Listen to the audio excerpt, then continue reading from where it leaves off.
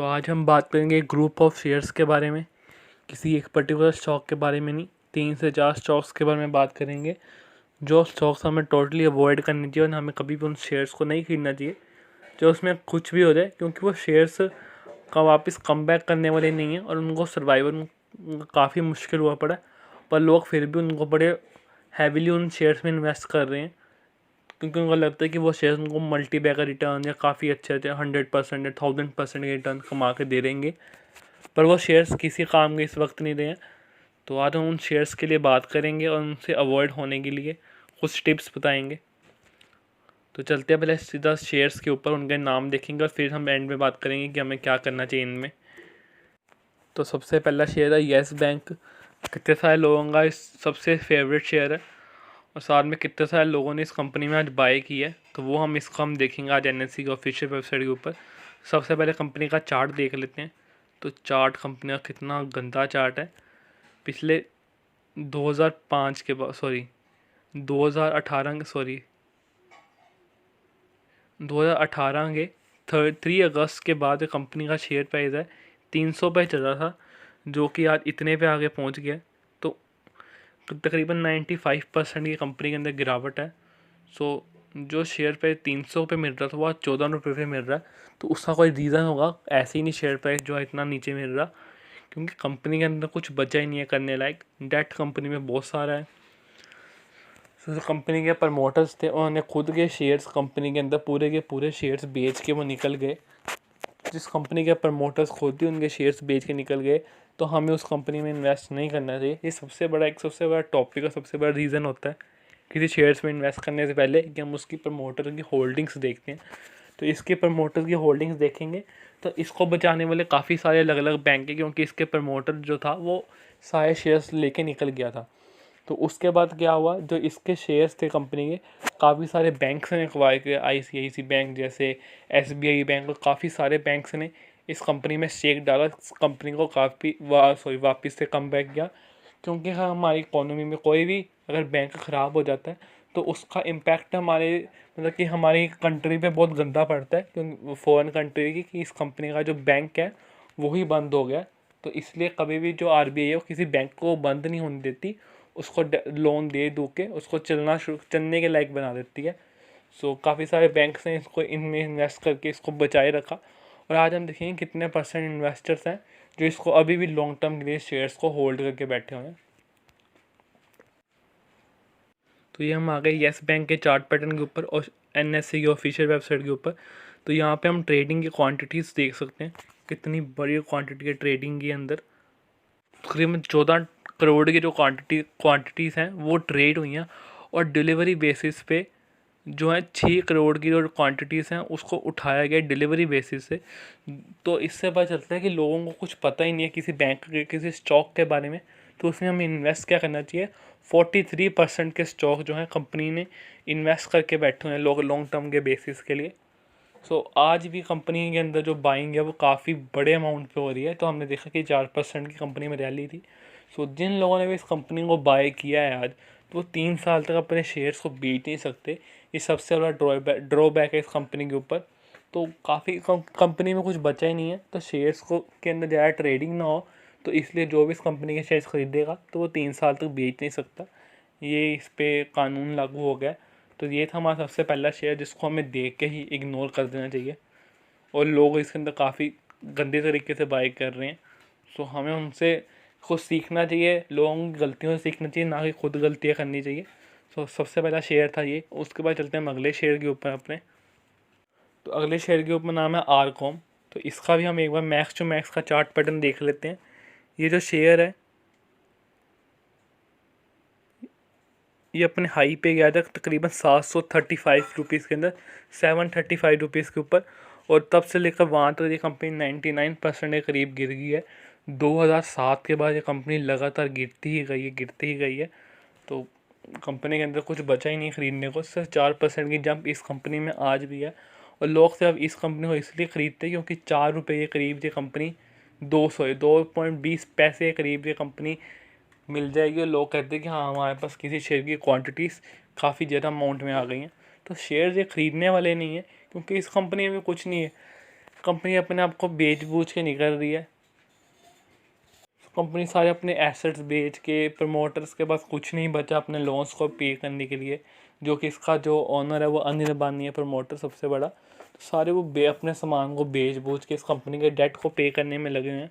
तो कंपनी काफ़ी गंदी है। और इसके अंदर भी हम आज देख लेते हैं कि लोग अपनी होल्डिंग्स कितनी देर के लिए इस कंपनी में उठा रहे हैं।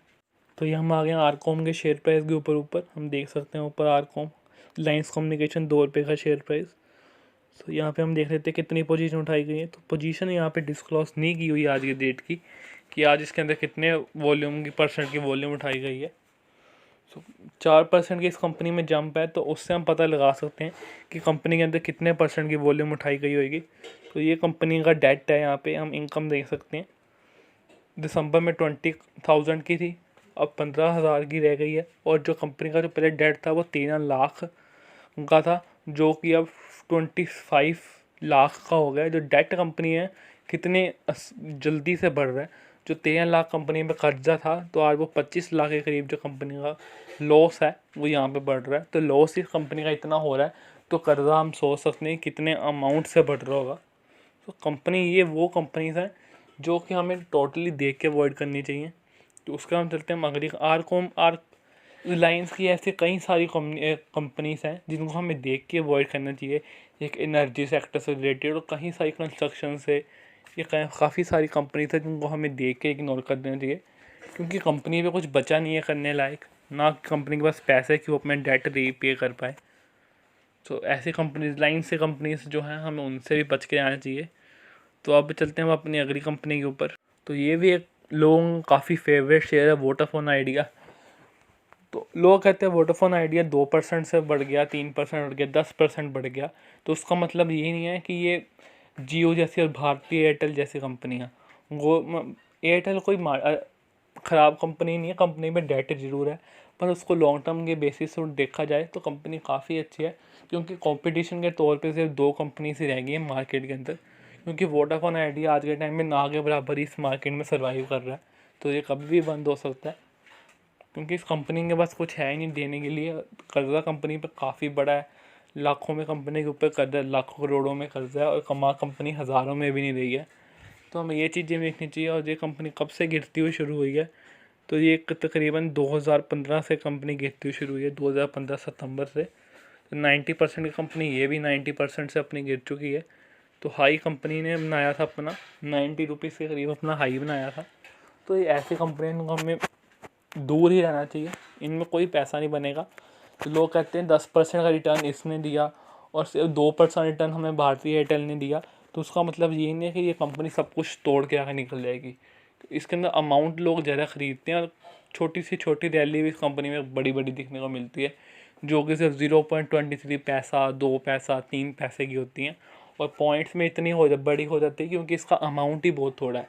2 रुपये का, 3 रुपये के शेयर, 10 रुपये के, 20 रुपये के शेयर्स हैं। इसका क्या परसेंटेज है जो हमें काफ़ी बड़े बड़े अमाउंट में देखने को मिलती है।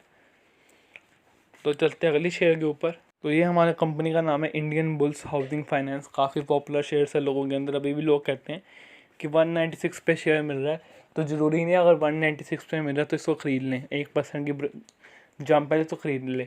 उसके बाद क्या होगा, जो अभी शेयर 196 पे मिल रहा है, कल को ये 96 रुपीज़ पे रह जाएगा। उसके बाद 20 रुपीज़ पे, 30 रुपीज़ पे कंपनी आते आते वो भी यही कंपनी फिर पेनी स्टॉक बन जाएगी, जो कि 10, 15, 20 रुपये पर ट्रेड करनी शुरू कर देगी। और ये जो कंपनी का हाई है वो तकरीबन 1100 रुपये का हाई है। तो 1100 से लेकर कंपनी 196 के ऊपर आ गई है। तो उससे हमें अंदाज़ा लगा सकते हैं ये कंपनी इतनी अपने सब कुछ तोड़ के तकरीबन 80-90% के करीब कंपनी नीचे आ चुकी है। तो क्यों आई, उसका रीज़न भी तो होना चाहिए ना। कई कंपनी होती है, आती हैं और कम बैक करती हैं। जैसे वायरस के टाइम पे काफ़ी सारी कंपनियां जो नीचे आई थी, तो वो कंपनी थी जो फंडामेंटली स्ट्रॉन्ग थी और उनके पास कैपेबिलिटीज़ थी, वो कम बैक कर पाएँ। पर इन कंपनीज के पास कोई कैपेबिलिटी नहीं है जो कंपनी कम बैक कर पाए। 2 साल से लगातार कंपनी गिर रही है। तो हम ऐसी कंपनीज को ऑब्वियसली नहीं खरीदते जो कम से कम 1 साल से भी डाउन ट्रेंड में होए। और इनकी कंपनीज को तो कुछ बचा नहीं है, डेट इतना बढ़ गया है, प्रमोटर्स अपने शेयर्स को सेल कर करके नहीं कर रहे हैं, और कितने बड़े बड़े फ्रॉड के एलिगेशंस हैं इन कंपनीज़ के ऊपर। तो हमें ऐसी कंपनीज़ के ऊपर निकल के कहीं और जाना चाहिए, कहीं और शिफ्ट होना चाहिए। क्योंकि जो हमारा पैसा है, मेहनत का पैसा है, ऐसी कंपनी पे लगा के पैसों को डुबोने का कोई फ़ायदा नहीं। तो इन शेयर्स को फंसने से पहले हम बचे कैसे?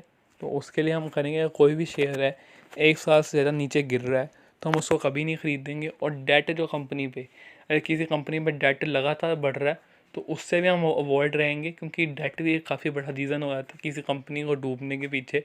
और कंपनी की फ्यूचर ग्रोथ, जो आरकॉम ने सबसे गलत बात है उनकी फ्यूचर ग्रोथ, वो कंपनी अभी भी 2G 3G पे ही बैठी थी, जबकि 4G मार्केट में ऑलरेडी लॉन्च हो चुका था। अगर वो कंपनी भी 4G पे आ जाती तो आज के टाइम पे वो सर्वाइव कर रही होती, पर वो 3G पे और 2G पे ही लगी रही, जिसके कारण वो कंपनी का वजूद ही आज के टाइम पे मिटा हुआ है और किसी को पता ही नहीं आरकॉम के नाम की। रिलायंस के सिम से भी कभी मिलते थे। तो ऐसी कंपनी से हमें एकदम दूर रहना चाहिए जिनमें हमें कुछ नहीं मिले। और सबसे बड़ी बात, जो चार्ट है वो हमें बता देता है कि हाँ कंपनी में कुछ होने वाला है। क्योंकि जो बैलेंस शीट होती है वो कभी भी मैनिपुलेट की जा सकती है, कभी भी कह सकते हैं कि हाँ इतने कंपनी के ऊपर डेट है, इतना कंपनी ने बिजनेस किया और कितना कंपनी ने प्रॉफिट कमाया। पर जो बैलेंस शीट है, जो चार्ट है कंपनी का, वो सब कुछ सही सही बता देता है। अगर शेयर प्राइस नीचे गिर रहा है तो उसका मतलब कुछ ना कुछ तो होगा ही। जो प्रमोटर्स अपने शेयर खरीद के बेच के नहीं कर रहे हैं मार्केट से, उनको पता ही है कंपनी में कुछ गलत हो रहा है। तो हमें हमेशा चार्ट को फॉलो करना चाहिए। अगर चार्ट नीचे गिर रहा है 1 साल से ज़्यादा तो हमें उस कंपनी में एग्जिट होकर देखना चाहिए कि हाँ अगर कंपनी अच्छी है तो हम, हाँ, और भी मार्केट में तकरीबन 10 से 15 हज़ार के करीब जो कंपनीज़ हैं, 10 से 15 हज़ार में आप 100-200 कंपनियाँ ईज़िली ऐसे मिल जाएंगी जो कि मल्टीबैगर बन सकती हैं। बस हमें क्या करना है, उनको ढूंढना चाहिए। इन कंपनी से टाइम वेस्ट ना करें और उन कंपनीज़ को ढूंढें। अपनी स्टडी करें और देखें कि कंपनीज कौन सी अच्छी है और किसके पास कितना फ्यूचर ग्रोथ है। सो ये थी मेरी एडवाइस और ये थे मेरे बताए गए शेयर, जिनको मैं चाहता हूँ कि लोग इनसे अवॉइड और दूर रहें। जिनके पास है उसको बेचें और निकलें, ये वेट ना करें, क्योंकि ये शेयर्स कभी कम बैक नहीं करेंगे। सो कुछ भी करने से पहले अपने फाइनेंशियल एडवाइज़र की एडवाइस ज़रूर लें। Thank you for watching this video. Good bye.